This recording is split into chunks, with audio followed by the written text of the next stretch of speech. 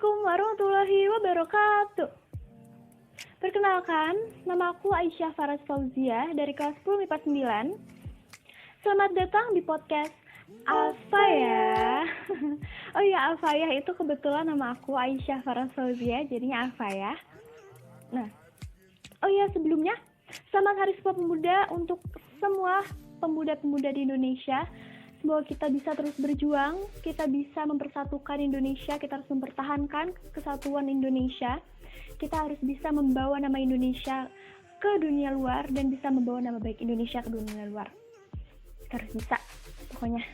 Ayo para pemuda, kita harus bisa menggali bakat-bakat kita lebih dalam lagi supaya kita tahu apa sih kelebihan kita tuh sebenarnya dan kita bisa buktiin bahwa masa depan nanti, suatu hari nanti kita bisa jadi orang-orang yang benar-benar hebat dan bisa membawa nama Indonesia ke dunia luar.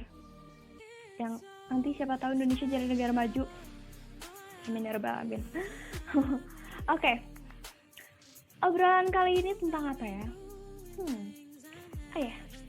Karena nuansanya lagi Sumpah Pemuda nih, lagi Hari Sumpah Pemuda. Aku bakal ngomongin tentang sosial media nih. Sosial media tuh karena nempel banget kan sama pemuda-pemuda zaman sekarang, masih pada nggak main sosial media, nggak mungkin banget. Pasti pada main Instagram, main Twitter, terus sekarang TikTok juga lagi viral banget. Kalian nari-nari di depan kamera semuanya kan sekarang. Nah, sosial media ini sebenarnya bagus atau enggak sih sosial media ini tuh? Oke, kalau menurut aku sendiri nih ya, sosial media ada baik sama buruknya. Sebenarnya nggak bisa dibilang gitu sih, karena baik atau buruknya itu tergantung sama si orangnya aja.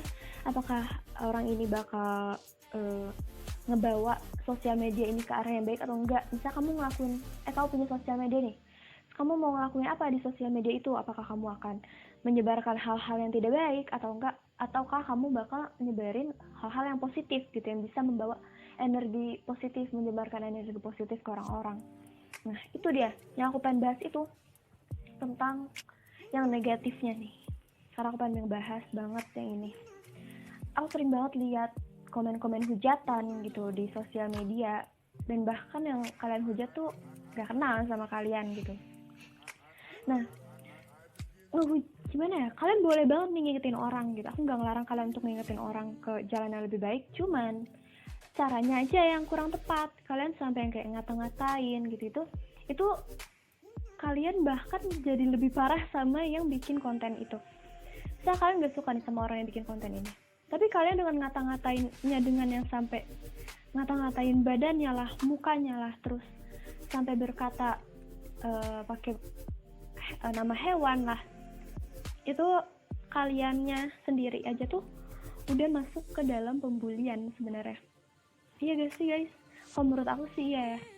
Karena di saat kalian ngata-ngatain orang itu, dan bahkan kalian gak tahu orang itu, gak kenal sama orang itu, dan kalian pun pasti gak tahu keadaan orang itu tuh sebenarnya lagi seperti apa.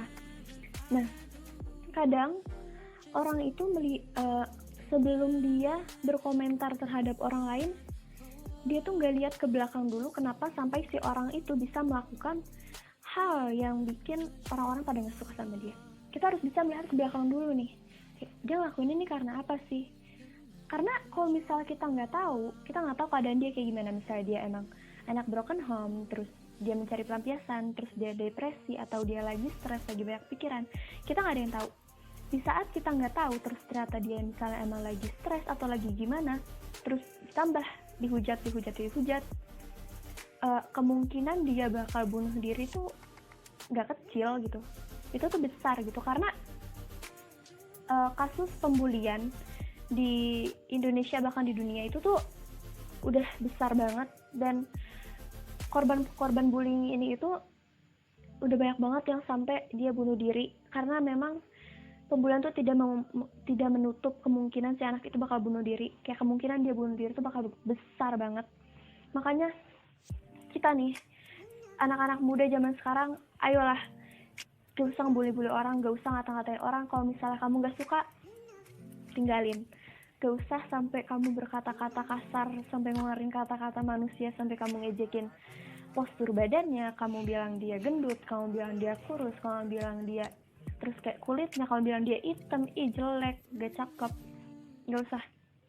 Ini kan kalau misalnya nggak suka, kalian diem aja daripada kalian harus nyakitin perasaan orang lain dan kalian bikin dosa sendiri gitu. Karena kalian nggak ada kalian nggak dapat keuntungan gitu dari kalian berkomentar seperti itu. Nah, terus aku pengen ini tadi aku juga menyinggung dikit tentang body shaming ya. Kayak kamu gendut, kamu kurus, terus kayak warna kulit juga ras gitu ya. Itu aku udah gak ngerti lagi sih, karena aku juga sekarang di body shaming karena aku agak cabi, agak gendut gitu. Kan gak gendut juga sih, aku sih cantik. Guys, sumpah ya, kalian ngomong kayak aku cantik tahu, aku tuh lebih cantik dari dia gitu-gitu. Gak apa-apa, itu gak apa-apa, karena itu bikin pikiran kalian tuh jadi kayak ya udah kalian pede, tapi bukan yang kayak kepedean sampai yang kayak gaya-gayaan kamu bener-bener bilang kayak kamu lebih dari semuanya, enggak. Cuman kayak ini buat diri kamu sendiri aja, kamu percaya bahwa diri kamu tuh cantik gitu. Itu bagus banget sebenarnya untuk kalian sendiri, karena aku juga kayak gitu. Nah, ini tuh yang di body shaming gitu. Itu tuh kalian pasti karena standar kecantikan kalian tuh yang putih, langsing, terus yang pokoknya yang kayak artis Korea, artis luar gitu-gitu. Nggak ada tahu sebenarnya guys, karena di luar sana di Amerika orang-orang tuh banyak yang pengen kulitnya selalu matang kayak kita, yang pengen kulitnya agak kecoklatan, mereka tiap hari berjemur di pantai sampai kulit mereka kebakar gitu-gitu. Nah, mereka tuh lotion gitu-gitu aja tuh buat supaya ngitemin kulit gitu, kita mah buat ngeputihin kulit gitu. Nah, kita dari situ aja tuh kita udah bisa lihat bahwa kita tuh sebenarnya harus bersyukur gitu sama apa yang kita punya. Karena di saat mereka pengen kulitnya kecoklatan, kita pengen kulitnya putih gitu. Sebenarnya tuh kita udah bisa bersyukur banget dari situ. Terus apa lagi ya? Tentang ras-ras di Indonesia nih. Kayak orang-orang Papua gitu kan, mereka kulitnya memang agak gelap. Nah, kalian jangan ngata-ngatain, karena justru orang-orang bule, orang-orang yang kalian suka tuh, sukanya kulitnya kayak mereka. Coba deh kalian lihat perspektif dari orang-orang lain, jangan cuma lihat perspektif diri kamu sendiri. Karena memang banyak banget sekarang di sosial media, apalagi kamu udah bisa lihat lah semuanya kayak gimana di dunia ini ya. Nah, dari situ sebenarnya banyak banget pelajaran-pelajaran yang bisa kita ambil.